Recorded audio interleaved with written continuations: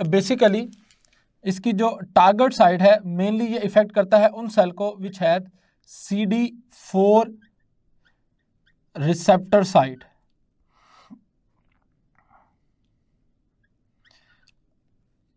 इसकी full form है cluster of differentiation type 4 receptor. ये CD4 रिसेप्टर्स ये पाए जाते हैं हमारे white blood cells like helper T lymphocyte, macrophages पर, मोनोसाइट्स पर, इसी तरह से कुछ डेंड्रिटिक सेल्स पर यानी न्यूरॉन्स पर। इसलिए हमारी बुक में मेंशन है कि HIV जो है वो CNS को भी इफेक्ट करता है। सो HIV वाइट ब्लड सेल में मेनली हेल्पर टी लिम्फोसाइट्स को, मोनोसाइट्स को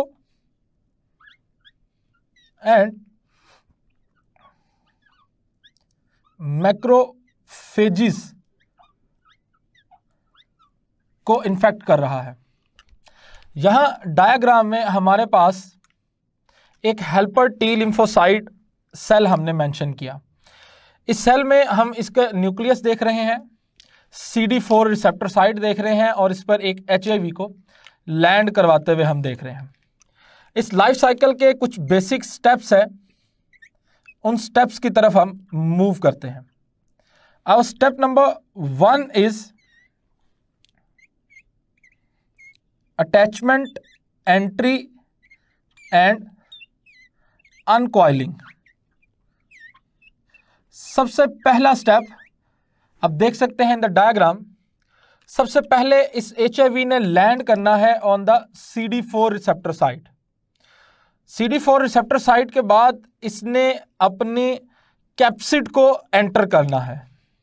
after entering the capsid into the host cytoplasm, host के साइटोप्लाज्म में अपने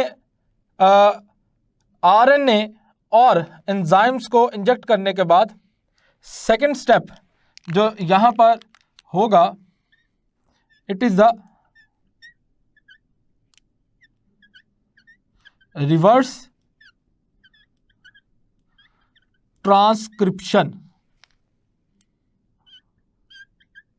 सो reverse transcription and integration. Reverse transcription में डायग्राम में मैंने एक RNA मॉलिक्यूल को शो किया जिसके साथ अब जो ये एंजाइम मेंशन किया हुआ है देख सकते हैं, रिवर्स ट्रांसक्रिप्टेज एंजाइम। ये रिवर्स ट्रांसक्रिप्टेज एंजाइम 2 स्टेप में, पहले स्टेप में DNA RNA हाइब्रिड और सेकंड स्टेप में एक DNA का मॉलिक्यूल बनाते हैं by the process of reverse transcription. So RNA का मॉलिक्यूल DNA में कन्वर्ट हो गया। रिवर्स ट्रांसक्रिप्शन की साइट बेटे MCQs के लिए लाजमी याद रखिएगा, होस्ट का साइटोप्लाज्म वो जगह है जहां पर रिवर्स ट्रांसक्रिप्शन हो रही है।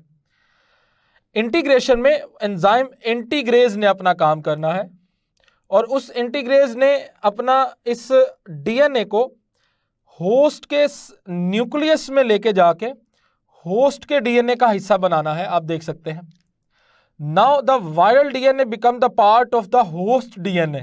The process is known as the integration.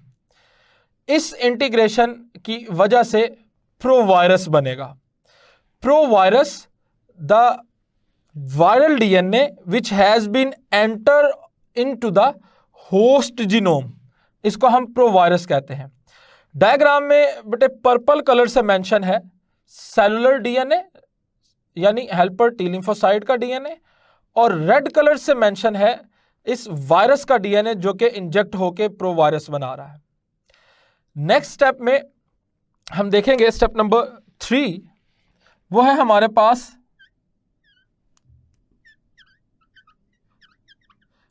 Transcription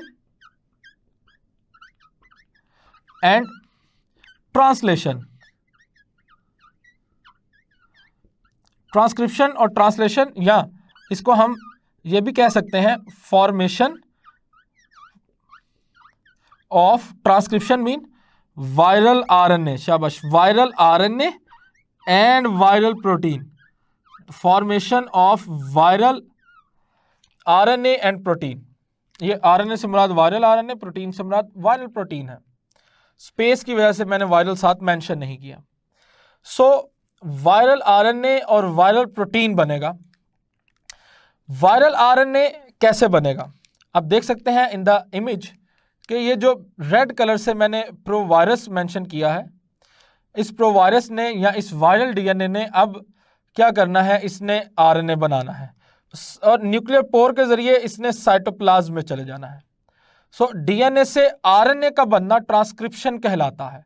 so DNA से आरएनए कहाँ बनेगा? वायरस के डीएनए से वायरस का आरएनए ज़हन में रखिए, डायग्राम में देखिए, गौर कीजिए, तो ये न्यूक्लियस में बन रहा है। तो अभी तक 2 पॉइंट बड़े खास। रिवर्स ट्रांसक्रिप्शन का प्रोसेस कहाँ हुआ? साइटोप्लाज्म ऑफ द होस्ट में। इसी तरह से ट्रांसक्रिप्शन का प्रोसेस कहाँ हुआ? न्यूक्लियस ऑफ द होस्ट में। अब ये जो वायरल डीएनए से आरएनए बन के न्यूक्लियर पोर के जरिए बाहर गया, इसने अब क्या करना है? होस्ट की बायोसिंथेटिक मशीनरी मींस राइबोसोम्स को यूज करना है। राइबोसोम्स को यूज करते हुए इसने वायरल प्रोटीन बनाना है, जिसको मैंने मेंशन किया है स्टेप नंबर 4 में। ये कुछ ब्लू और रेड और येलो कलर के सर्कल से, चूंकि 3 किस्म के हम रिसेंट पढ़ के आए हैं, एक एचएवी में एंजाइम होते हैं mainly, reverse transcriptase, integrase, protease. और जो स्टेप नंबर हमारे पास 4 है, लास्ट स्टेप, वो है assemblage and release. Assemblage and release, तो देख सकते हैं फाइनली ये सारी चीजें असेंबल हो रही हैं और होस्ट की प्लाज्मा मेम्ब्रेन से एक छोटा सा बड बन रहा है, छोटा सा बड, और उस बड से फाइनली एक एचआईवी दोबारा से कॉपी होकर बाहर चला जाएगा। तो this is the life cycle of HIV. Life cycle complete होने के बाद इस हेल्पर टी लिम्फोसाइट को क्या होगा? एड्स कब होगा? सिम्टम्स कब शो होंगी? ये बड़ा खास सवाल है। ज़्यादातर स्टूडेंट्स ये समझते हैं कि जब ये एचआईवी इंसर्ट हुआ और कॉपी होकर बाहर निकल गया तो इस हेल्पर टी लिम्फोसाइट ने डैमेज हो जाना है, इसने रप्चर हो जाना है। ऐसा कुछ नहीं है। एचआईवी जब अपना आरएनए से फाइनली डीएनए न्यूक्लियस में इंजेक्ट हो गया, न्यूक्लियस के अंदर ये मौजूद रहेगा, ट्रांसक्रिप्शन ट्रांसलेशन के through viral protein viral RNA बनते रहेंगे, असेंबलेज होकर एचआईवी रिलीज होता रहेगा। एक खास वक्त तक इस हेल्पर टी लिम्फोसाइट को कुछ नहीं होगा। यानी जब एक प्रो वायरस बन गया, प्रो वायरस के बनने के बाद अब देख सकते हैं कि ये एचआईवी बन के निकलते जा रहे हैं। एचआईवी बन के जब हमारी बॉडी में, हमारे ब्लड में आ रहे हैं, तो एचआईवी, हमारा इम्यून सिस्टम बड़ा इफेक्टिव है। हमारा इम्यून सिस्टम इसको लेता है एज एंटीजन, ऑल्दो ये बहरूपीय हैं। बहरूपीय किस सेंस में है? ये बहरूपीय इस सेंस में है कि इसके गिर्द हमारी ही प्लाज्मा मेम्ब्रेन है। आप देख सकते हैं होस्ट की प्लाज्मा मेम्ब्रेन से इन्वेलप ड्राइव हुआ, उसके बावजूद हमारी बॉडी इसको रिकॉग्नाइज करती है एज अ फॉरेन मटेरियल। और फॉरेन मटेरियल जब भी हमारी बॉडी में आए तो हमारी बॉडी वाइट ब्लड सेल्स की तादाद बढ़ाती है। तो हमारी बॉडी वाइट ब्लड सेल यानी हमारा अफेक्टिव इम्यून सिस्टम इसको रिकॉग्नाइज करता है, रिकॉग्नाइज करके इसको ख़त्म करने के लिए वाइट ब्लड सेल्स की तादाद बढ़ाता है। और अफसोस के इसका ही फ़ायदा होता है। किस सेंस में इसका फ़ायदा होता है कि एक्चुअली वाइट ब्लड सेल्स की तादाद बढ़ने का मतलब क्या है? वाइट ब्लड सेल्स की तादाद बढ़ने का मतलब बेटा ये है कि इसके पास अब ज़्यादा होस्ट आ गए। एचआईवी का होस्ट देखिए है क्या? Helper T lymphocyte which is the type of white blood cell. हमारी बॉडी का इम्यून सिस्टम क्या कर रहा है? इसको रिकॉग्नाइज कर रहा है और रिकॉग्नाइज करके इसके अगेंस्ट WBCs की तादाद बढ़ा रहा है। यानी हमारी बॉडी का इम्यून सिस्टम इनडायरेक्ट वे में इनकी ही हेल्प कर रहा है, इसको ज़्यादा होस्ट प्रोवाइड कर रहा है। ज़्यादा होस्ट प्रोवाइड होने की वजह से HIV further helper T lymphocyte को इफेक्ट करेंगे। फर्दर हेल्पर टी लिम्फोसाइट को इफेक्ट करने के साथ साथ हमने पढ़ा, यहाँ मैंने लिखा CD4 रिसेप्टर साइट, CNS को भी इफेक्ट करती है, क्योंकि ये डेंड्रिटिक सेल यानी न्यूरॉन्स को भी डैमेज कर सकते हैं। तो समहाउ कुछ हद तक ये CNS को भी इफेक्ट करती है। नॉर्मल सेल्स को ये ट्यूमरस सेल्स में भी कन्वर्ट करती है। HIV इज अ रेट्रोवायरस, जिसको RNA ट्यूमर वायरस भी कहते हैं। सो हमारी बॉडी का इम्यून सिस्टम इसके लिए इफेक्टिव होने की बजाय, इसके अगेंस्ट इफेक्टिव होने की बजाय इसके लिए इफेक्टिव है, मतलब कि ये इसको होस्ट प्रोवाइड कर रहा है। HIV अपनी तादाद फर्दर बढ़ा रहे हैं, HIV मजीद बढ़े, हमारी बॉडी ने फर्दर WBCs बनाए।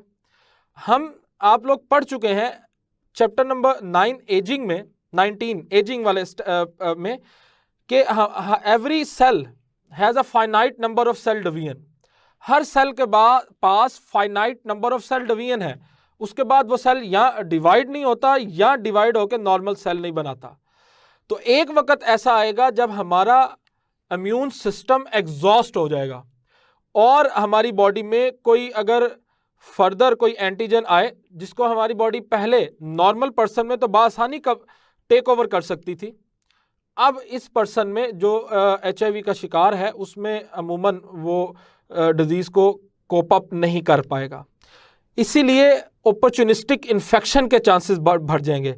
इसीलिए एड्स होगा, एक्वायर्ड इम्यूनो डेफिशिएंसी सिंड्रोम।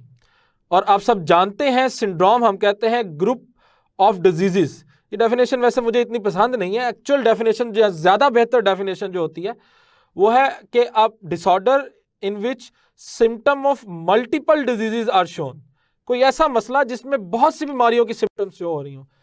अब एड्स में हमारे इम्यून सिस्टम काम नहीं कर रहा, इम्यून सिस्टम के काम ना करने की वजह से जो भी इन्फेक्शनस पार्टिकल जाएगा उसकी सिम्टम्स शो होंगी, इसलिए इसको सिंड्रोम का नाम दिया गया, acquired immuno deficiency syndrome.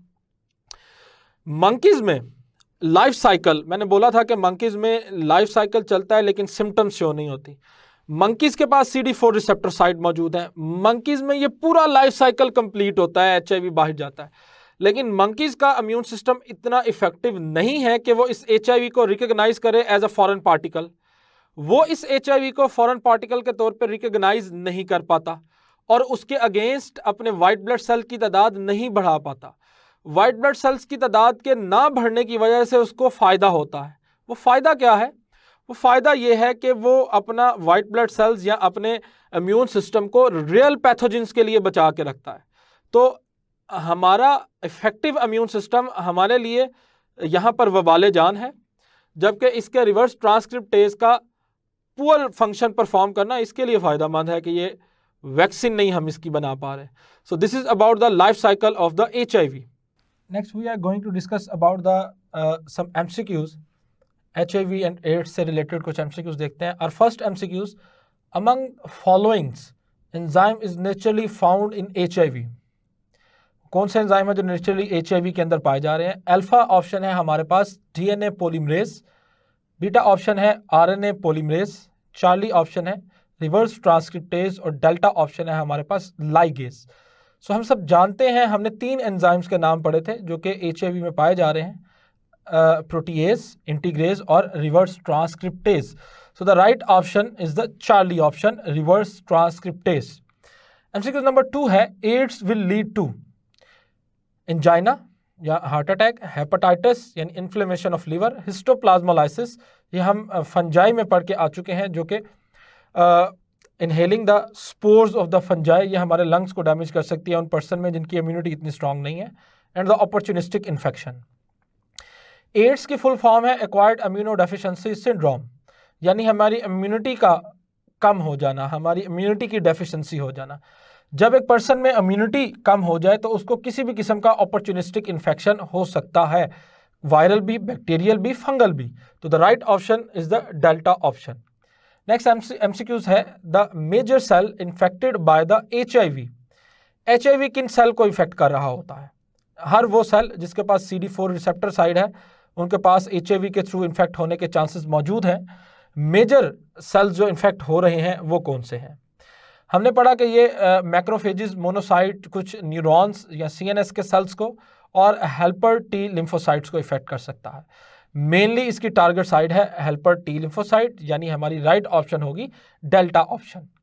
Next MCQs है the phenomena of reverse transcriptase in HIV life cycle occur in.